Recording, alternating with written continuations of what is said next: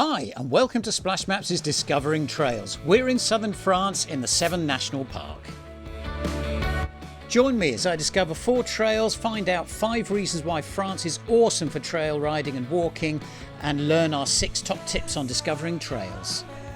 I stayed at the Castel Rose campsite in Anduze and made all my discoveries by mountain bike.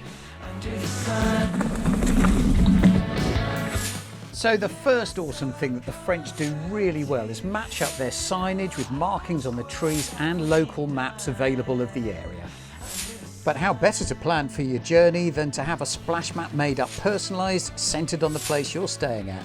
Now with our handy microfibre towel version as well, there's even a double usage. You can claim your sun lounger in the evening.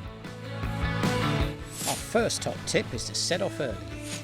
So all the journeys I've done have been less than 25 kilometres long. Nearly all of them had fitted in between 7 o'clock in the morning and 9 o'clock in the morning, when it's a bit cooler as well, and then family stuff for the rest of the morning and the afternoon. Our first trail is the Anduze Circular, as recommended for mountain bikes in the Carto guide we picked up for €5 at the tourist information. The whole of this area of France is completely beautiful. I've been on vacation here many times. We arrive at Cevennes Rose. This is really where the trailhead begins. That was a hard climb, bringing us out to 350 metres above sea level. Now into dark forest, heading down more rocks. Okay, so this route is good for mountain biking. You'd have to be quite an adventurous gravel biker because some of this rock is big. So a good suspension bike. This is the 2019 version of the Intense Sniper trail version. I might have to be riding along the tops of these rocks. Much of the climb to 290 metres is done on tarmac, and then it's an undulation between this level and about 400 metres before the descent from Les Capellans back down to Anduze. Oh, this is very, very fun.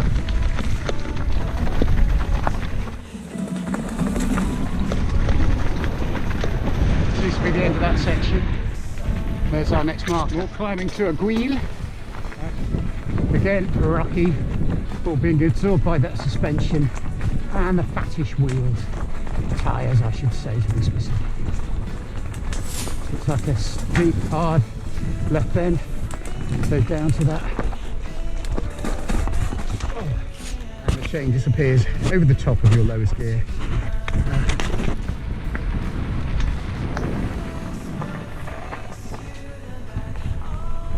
And it's here this way.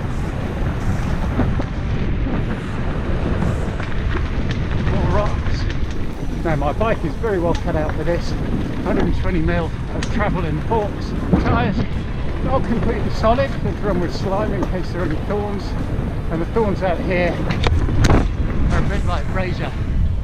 So it's big smiles at the end of that one, particularly the descent from L'Olivier back down to Anduze and the camping. We discover our second awesome thing about trail finding in France as we do a circular through Cobres and back down through Genrag and ending up at Anduze.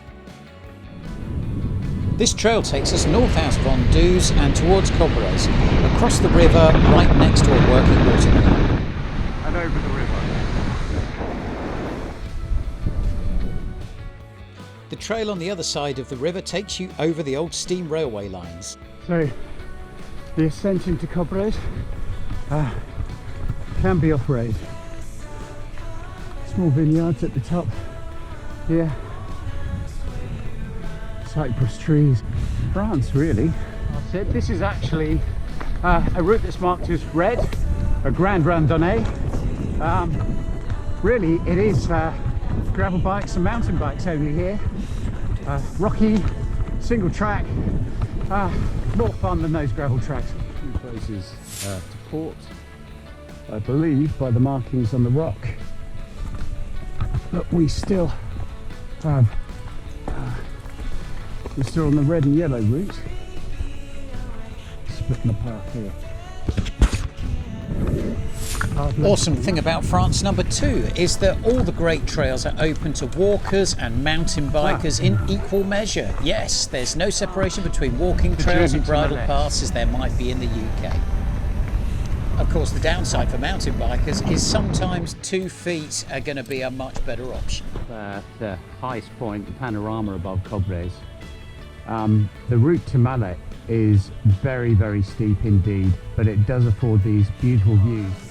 As I watch that heron fly off, I've arrived back down at one of the Gard tributaries, and that was about 2.5 kilometres on the tarmac. Third awesome thing that the French do is enforce a 1.5 metre spacing between cars and bicycles. I've decided to head for General Views, 3.3 kilometres, which takes me in the direction of Anduze. I'm affected by forest fires. The 1.5 kilometre climb is rewarded by a long sweeping downhill section that takes you back to General. It's on broad track, which would be suitable for any type of cyclist, perhaps with the exception of the ardent road cyclist. The rest of the way takes you along tarmac back to Anduze via General, thankfully taking you through some of the prettier back streets whenever it can. Back into the pretty market town of Anduze. Our third trail takes us up to Fort Rohan, which affords great views over Anduze and neighbouring valleys.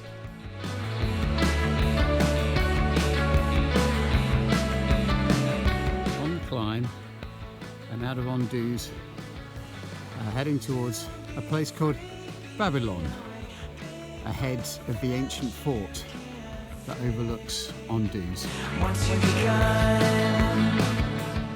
The next awesome thing that they do in France is they arrange it so that your trail takes in all the best views. The last bit is a real scramble, but check out these views.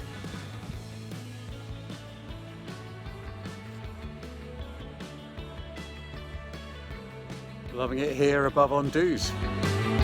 It's a big SplashMaps thumbs up for the trip up to Rohan. Our final trail was the longest one, and it uses the provincial randonnée trail between Anduze and Saint-Jean-de-Gard. I made a lot of technical errors and a lot of planning errors on this particular one, all of which are put together to make your next set of top tips. Do pay attention. So, climb up to Le Cobres. When the yellow provincial trail splits from the main red routes, you expect there to be some reward at the end of the very steep climb. Watch on. Yes, it pays to interpret the map detail in your planning. Oh, that was a hard climb. I think with those yellow routes actually and the red routes, you need to read the contours, work out what you can do. This one was way too steep for anyone I know. So yeah, just pay attention to the map detail. So there've been 2 big climbs, climbing out of Cobres and following the yellow trail. But the rewards, as surely we're reaching near the top now, are terrific. Just the views, just slightly hazy day. A slightly saggy tyre at the zenith of your journey is never a good sign. So if you spot it, pump it up. With well-pumped tyres, I move on, but I'm about to make a mistake. Having used up all my water on those heady climbs and brought no food with me either and left without breakfast, I made this decision. Les Combes, the crossing points, which is one of the 2 highest points on the trail. There's 7.1 kilometres to go now, and I think I'm going to go. Having lots of water and food would have made this a good decision, but I decided to continue to climb. 470 metres, and now left the major graded road in favour of the yellow trail once again. Crossing the bike again, treacherously steep. You can see the yellow trail markers are the small changes from one track to the next when going through forests like this. You are reliant upon them, and you are kind of hoping that nobody has chopped down the tree with a vital marker on it. I bit off a bit more than I could chew there. Our next tip is to keep your maps close to hand at all times. I was getting very, very irritated. The map kept dropping all the time. The yellow trail markers were getting a little bit sparse, and generally that's not my confidence. Happens to us all. At those points, find some tarmac and find your way back home. Tip 5 is to adapt to your conditions. I was at a low ebb, it was time to find tarmac. Very, very beautiful, very overcast. There is a storm due as well today, which is part of the reason I wanted to get back, but quite apart from anything else, I could really do with some breakfast. Take this tarmac that will take me down to Saint-Jean, and from there, tarmac to get me back home. For a bit of breakfast. After a quick refuelling, it was following the railway lines all the way back.